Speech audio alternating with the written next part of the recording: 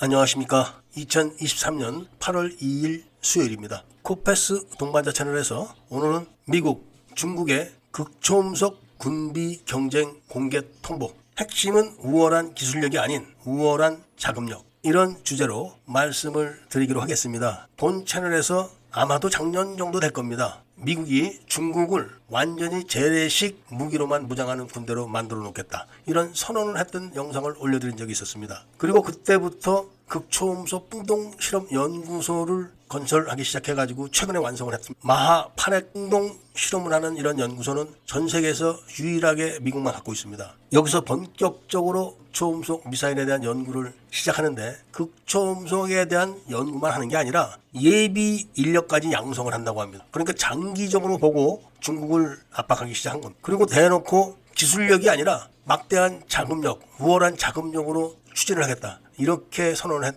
것인데, 이것은 중국을 보고 따라오려면 따라오고 싫으면 관도, 대신 싫으면 곧 니들은 망하게 돼, 이런 이야기입니다. 원래 극초음속 미사일 기술은 미국의 기술입니다. 미국이 60년대에 연구를 하다가 접어놓은 겁니다. 왜냐하면 미국이 상대할 나라가 거의 없기 때문에, 그런데 돈을 쓰는 것보다는 우주 개발에 돈을 투자하는 게 낫다, 이렇게 해서 기술을 잠가놓고 보관만 했던 것입니다. 그런데 그거를 러시아와 중국이 쉬는 사이에 먼저 치고 나와가지고 미국을 어떻게 하겠다, 이렇게 해놓고 큰일 났다 미국, 이런 식으로 선전을 해댔기 때문에 미국이 분노해서 칼을 빼들어가지고 이제는 러시아와 중국은 어떻게 할 처지가 아니게 된 것입니다. 러시아가 큰소리 뻥뻥 쳤던 킨잘 극초음속 미사일도 패트리어트에 다 요격돼서 떨어졌습니다. 그런 허접한 극초음속 미사일을 갖고 큰소리를 쳤던 러시아의 모든 게 드러났기 때문에 미국은 아랑곳하지 않고 미국의 길을 가겠다고 선언을 한 겁니다. 이미 러시아는 우크라이나와 오랜 전쟁으로 인해 가지고 외화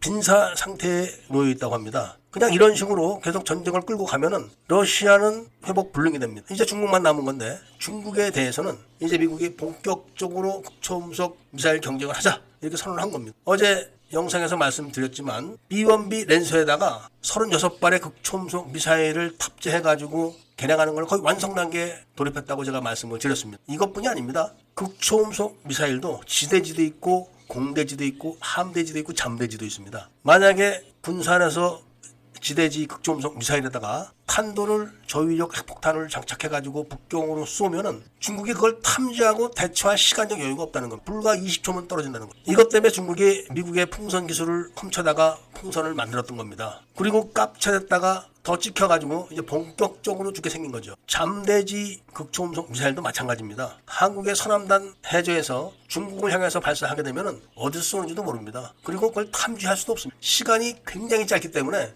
도피할 시간도 없습니다. 이제 이런 거를 수천 발을 깔겠다는 겁니다. 그리고 중국이 알량하게 몇 발 갖고 있는 거를 요격하는 그런 시스템을 로키트 마틴이 거의 완성 다 했다는 겁니다. 그러니까 중국이 쏘는 극초음속 미사일도 완벽하게 다 잡을 수준인데, 일반 초음속이나 아음속 같은 미사일은 그냥 툭툭 치면 팔이 떨어지듯이 다 떨어지는 겁니다. 그러니까 중국은 미사일은 무장을 하지 못하고 일반 전차나 야포, 소총 이런 것만 갖고 군대를 유지하는 그런 재래식 군대로 몰락하게 되는 겁니다. 지금 당장 미국이 한국을 어떻게 보호해주고 있는가 하면은 삼성 반도체 기술을 이미 중국이 다 빼갔습니다. 삼성전자 전무, 상무, 이사, 부장, 과장, 대리 전부 다 구속 안 된 사람이 없을 정도로 기술 유출되어 있습니다. 이거를 미국이 다 알고 반도체를 만드는 장비를 수출을 다 막아놓은 겁니다. 그러니까 아무리 중국이 삼성으로부터 기술을 빼갔다고 해도 반도체를 만들지 못하기 때문에 중국의 반도체 산업이 지금 몰락의 길로 가고 있는 겁니다. 미국이 한국은 이런 식으로 지금 보호를 해주고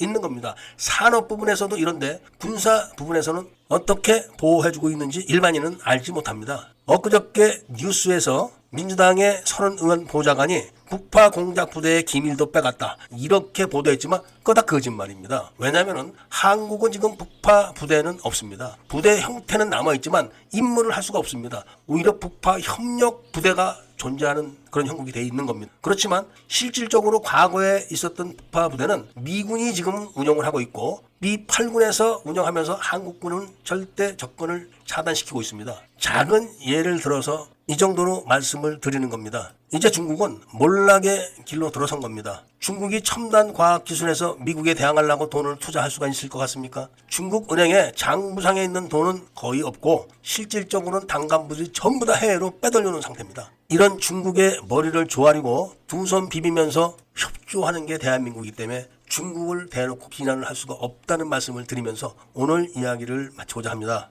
애국시민분들과 밀매분들께서는 구독을 꼭 해주시고 좋아요와 알림 설정을 부탁드리면서 이야기를 들어주신 데 대해서 감사드립니다.